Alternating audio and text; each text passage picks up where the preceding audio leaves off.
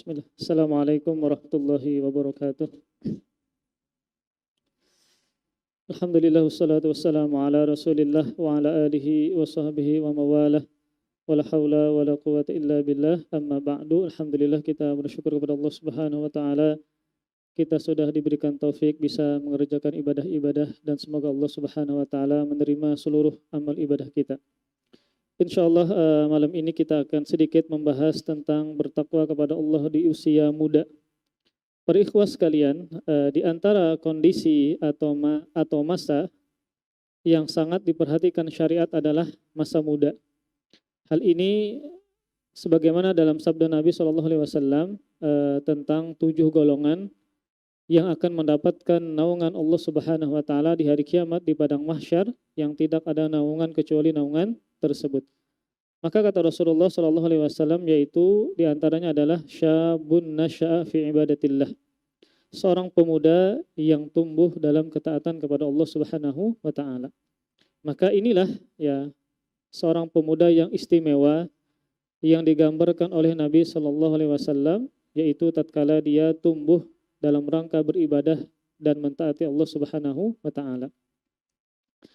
Maka saking istimewanya masa muda ini ya sampai-sampai masa muda secara khusus akan ditanya oleh Allah Subhanahu wa taala di hari kiamat. Dalam sebuah hadis ya yang dikeluarkan oleh Imam Tirmidzi yang dihasankan oleh Syekh Albani kata Rasulullah sallallahu alaihi wasallam, "La tazulu qadamu ibni Adam yaumal qiyamah min 'indi rabbih hatta yus'ala an khamsin." An umrihi fima afnah wa an syababihi fima ablah wa malihi min aina iktasabahu wa fima anfaqah wa madza amila fima alim. Kata Rasulullah sallallahu alaihi wasallam, tidak akan bergeser kaki anak Adam pada hari kiamat dari sisi Rabb-nya yaitu Allah Subhanahu wa taala sampai ditanya tentang 5 hal. Yang pertama tentang umurnya untuk apa dia habiskan. Yang kedua tentang masa mudanya untuk apa dia gunakan. Padahal kan cukup kalau Rasul mengatakan tentang umurnya untuk apa dihabiskan, mencakup juga masa muda. Tetapi Rasul sebutkan secara khusus yang kedua tentang masa mudanya untuk apa dia gunakan. Kemudian yang ketiga tentang hartanya dari mana dia dapatkan dan kemana dia infakkan atau belanjakan. Maka ketika kita dihisap atau ditanyakan tentang harta, maka ada 2 hal yang ditanyakan tentang harta. Yang pertama adalah dari mana dia dapatkan, apakah dengan cara yang halal atau yang tidak halal.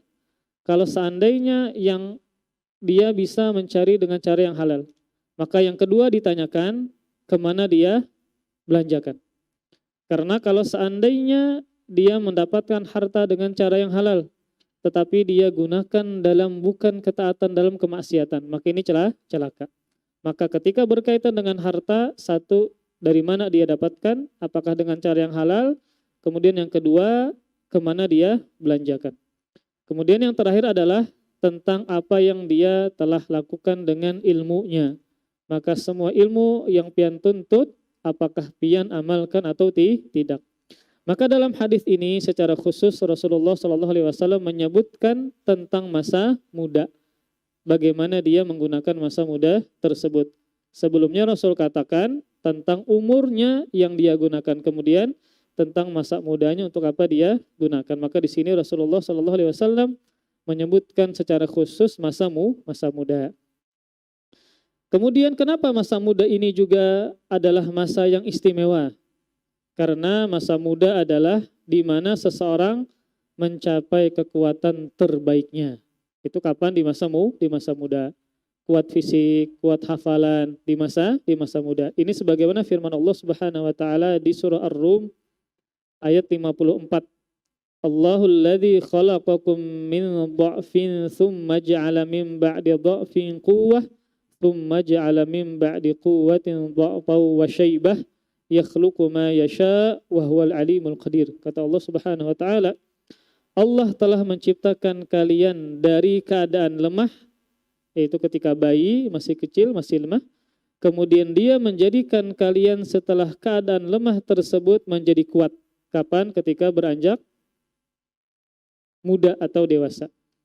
Kemudian dia menjadikan kalian setelah kuat tersebut menjadi lemah kembali dan beruban. Kapan? Ketika sudah tua renta.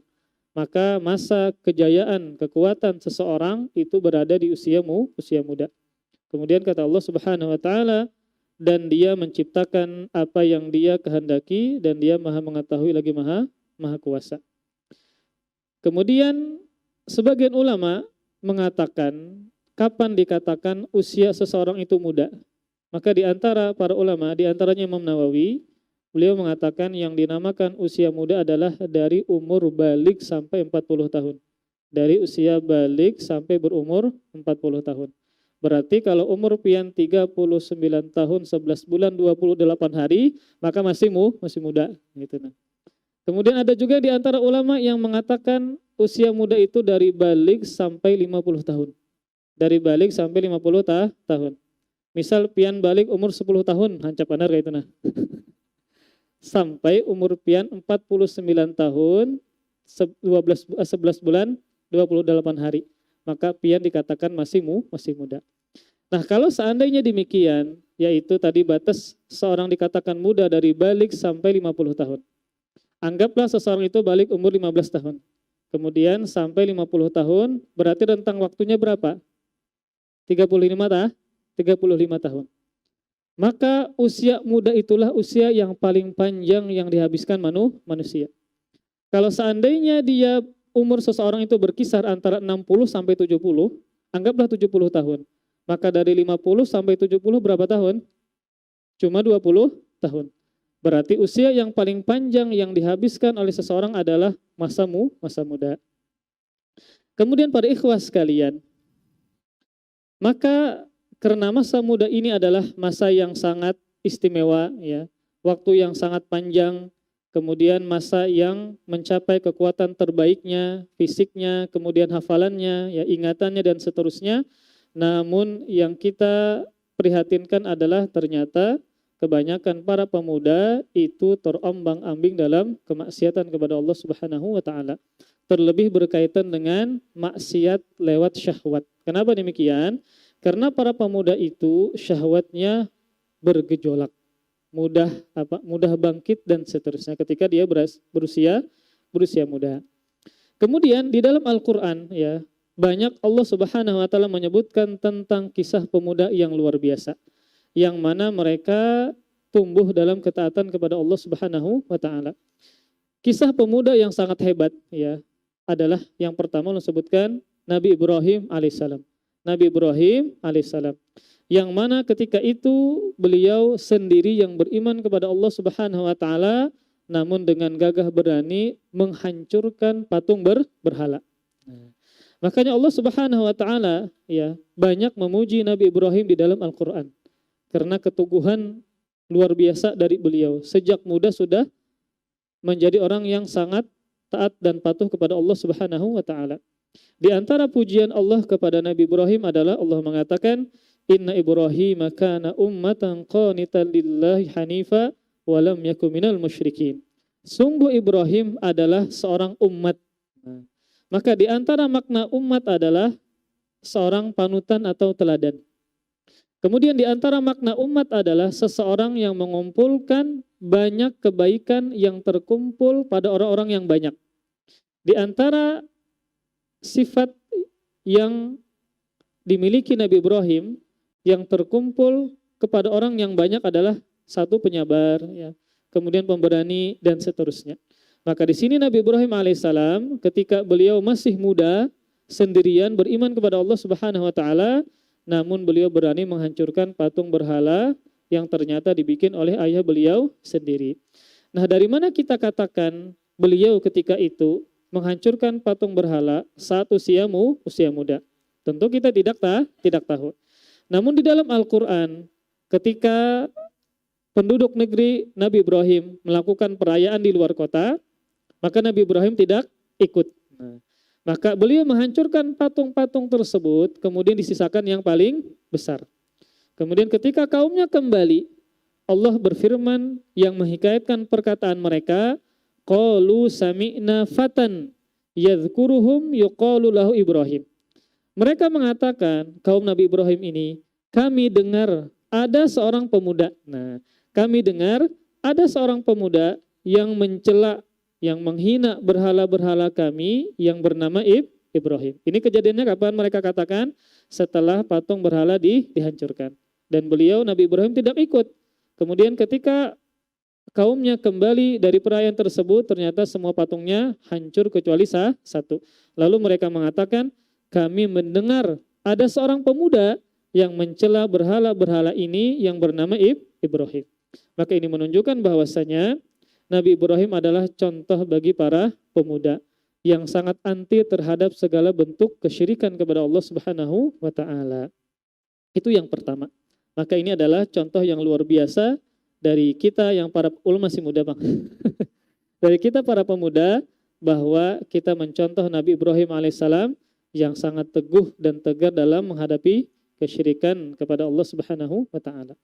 Kisah yang kedua yang Allah sebutkan dalam Al-Qur'an tentang seorang pemuda yang dihadapkan dengan cobaan yang sungguh luar biasa. Apa cobaan yang sungguh luar biasa bagi para laki-laki adalah wanita. Itu kisah Nabi Yusuf alaihissalam. Kisah Nabi Yusuf alaihissalam. Yang mana beliau yang Allah sebutkan dalam Al-Quran dihadapkan dengan godaan yang paling besar. Musibah yang paling besar melebihi musibah beliau berpisah dengan abahnya. Beliau dimusuhi oleh saudara-saudaranya. Melebihi musibah dibuang ke sumur. Dan seterusnya. Maka musibah yang paling besar yang menimpa beliau adalah digoda oleh seorang wanita yang sangat cantik. Nah, jadi beliau adalah seorang pemuda. Kemudian tinggal di tempat seorang bangsawan lah yang mempunyai seorang istri yang sangat cantik. Nabi Ibrahim ini Nabi Yusuf tumbuh menjadi seorang pemuda yang sangat tampan dan gagah kayak itu. Nah. Kemudian wanita yang sangat cantik ini disebutkan di sebagian tafsir dinamakan dengan Zulaikha ya. Maka tergoda dengan Nabi Yusuf, tergoda dengan ketampanan Nabi Yusuf ya. Maka Nabi Yusuf alaihissalam dihadapkan dengan godaan yang luar biasa. Karena yang mengajak duluan siapa? Perempuannya. Perempuan ini cantik, kemudian dia berhias diri. Makanya ada belasan alasan kenapa cobaan Nabi Yusuf ini lebih besar dibandingkan cobaan-cobaan sebelumnya. Seperti terpisah lawan Abbasidin, dibuang oleh saudara-saudara Sidin, ya, dibuang ke sumur, pulang dijadikan budak dan seterusnya. Maka cobaan yang paling besar adalah ketika beliau dihadapkan dengan seorang perempuan. Ada belasan alasan.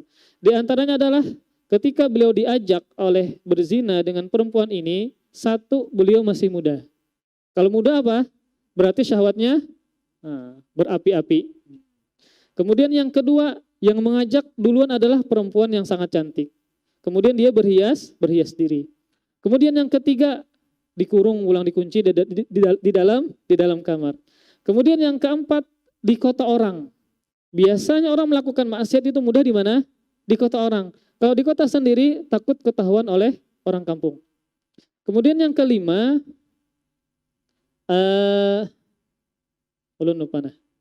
Ada belasan ya. Intinya adalah banyak sebab yang menyebutkan bahwa cobaan ini adalah cobaan yang paling besar yang dihadapi oleh Nabi Yusuf alaihissalam. Kemudian Nabi Yusuf alaihissalam ya, ketika ketika diajak ya, kemudian beliau berusaha untuk menghindar. Padahal kan ditutup, dikunci. Tapi apa? Beliau kada pasrah, tetap berusaha lari dan menghindar. Nah, di antara zikir atau ucapan yang beliau sebutkan dalam rangka menghindari perbuatan zina ini adalah beliau mengatakan ma'adzallah. Aku berlindung kepada Allah Subhanahu wa taala. Maka disinilah contoh bagi para pemuda bagaimana hebatnya seorang Nabi Yusuf ketika dihadapkan dengan cobaan yang paling besar bagi para pemuda, yaitu adalah godaan para wanita. Maka inilah cobaan yang paling berat, yang paling besar dari Nabi Yusuf alaihissalam. Namun Allah Subhanahu wa taala selamatkan beliau. Kenapa? Karena ketakwaan beliau kepada Allah Subhanahu wa taala. Kalau bukan karena takwa, maka sangat sulit bagi seorang pemuda menghindari perzinahan atau maksiat lewat kemaluan. Kemudian kisah yang ketiga, bagaimana seorang pemuda yang tumbuh dalam ketaatan kepada Allah Subhanahu wa taala, yaitu pemuda yang sangat istimewa yang Allah sebutkan dalam Al-Qur'an tentang para pemuda Ashabul Kahfi. Para pemuda apa? Ashabul Kahfi. Ashab itu artinya apa? Ashab, para penunggu gua, Ashabul Kahfi. Yang mana mereka ini banyak ya. Dan mereka beriman kepada Allah Subhanahu wa taala di negeri mereka. Kemudian selain mereka, maka seluruh orang-orang tersebut adalah orang-orang yang melakukan kesyirikan dan kekufuran kepada Allah Subhanahu wa taala, termasuk adalah rajanya. Termasuk siapa? Rajanya. Nah, ketika mereka dihadapkan dengan raja yang zalim, yang syirik tersebut, maka mereka dengan berani mengatakan, berbicara di hadapan raja tadi. Allah sebutkan dalam surah Al-Kahfi ayat 14, Rabbuna Rabbus samawati wal ardh lan nad'uwa min dunihi ilaha laqad qulna idzan syatata. Ini mereka katakan di hadapan raja yang zalim yang melakukan kesyirikan kepada Allah Subhanahu wa taala. Kata mereka, Tuhan kami adalah Tuhan seluruh langit dan bumi. Kami sekali-kali tidak menyuruh Tuhan selain Dia. Sesungguhnya kami, kalau demikian, telah mengucapkan perkataan yang amat jauh dari kebenaran. Jadi mereka dipaksa apa? Untuk melakukan kesyirikan kepada Allah Subhanahu wa taala. Nah, mendengar perkataan para pemuda tersebut, akhirnya mereka mendapatkan ancaman sehingga mereka apa? Kabur ke sebuah gua. Dalam rangka apa? Mengamankan, menyelamatkan keimanan mereka kepada Allah Subhanahu wa taala. Maka ketika mereka berada di gua, Allah Subhanahu wa taala memberikan karomah kepada mereka, tidur beratus-ratus tahun, 309 tahun. Maka ini adalah karomah bagi wali-wali Allah Subhanahu wa taala. Tidak mungkin ada seorang yang mampu tidur 309 tahun. Ini menunjukkan apa? Mereka adalah para kekasih, para wali-wali Allah Subhanahu wa taala. Maka inilah contoh dari para pemuda yang Allah sebutkan dalam Al-Quran. Ada 3 pemuda tadi. Yang pertama adalah Nabi Ibrahim alaihissalam. Bagaimana ketegasan beliau kepada orang-orang yang melakukan kesyirikan.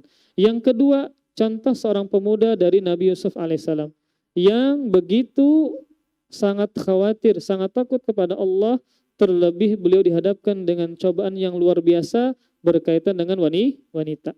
Kemudian yang ketiga adalah para pemuda dari Ashabul Kahfi, yang mana mereka demi menyelamatkan keimanan mereka, mereka pergi ke gua, yang mana mereka berhadapan dengan raja yang paling zalim, yang memaksa rakyatnya untuk melakukan kesyirikan kepada Allah Subhanahu wa taala. Maka inilah contoh-contoh yang Allah sebutkan dalam Al-Qur'an. Jadi ini sudah ada sejak zaman dulu, berkaitan dengan kesyirikan, berkaitan dengan perempuan, berkaitan dengan raja yang zalim. Ini sudah terjadi zaman dulu. Maka para pemuda yang Allah sebutkan dalam Al-Qur'an adalah contoh-contoh pemuda yang sangat istimewa tatkala mereka tumbuh dalam ketaatan kepada Allah Subhanahu wa taala. Wallahu alam bisawab. Mudah-mudahan Allah Subhanahu wa taala senantiasa memberikan kita umur yang panjang dalam ketaatan kepada Allah Subhanahu wa taala, dan mudah-mudahan Allah Subhanahu wa taala mewafatkan kita dalam keadaan husnul khatimah. Amin ya rabbal alamin. Kita akhiri dengan kafaratul majlis. Subhanakallahumma bihamdika asyhadu an la ilaha illa anta astaghfiruka wa atubu ilaik. Wassalamualaikum warahmatullahi wabarakatuh. Terima kasih. Jazakumullah khairan wa barakallahu fikum. Video ini dibuat atas partisipasi dari donasi Anda. Semoga menjadi amal jariah bagi Anda semuanya.